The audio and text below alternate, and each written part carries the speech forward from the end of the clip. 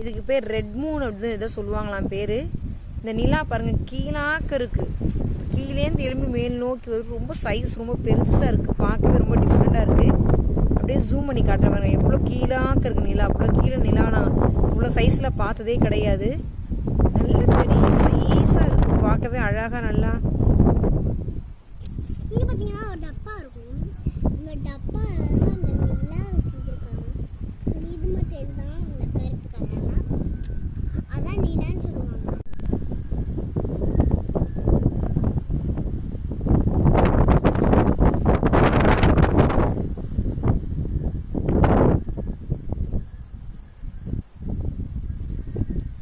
அந்த பலூன் கட்டி விட்டு அந்த வெள்ளை கலர்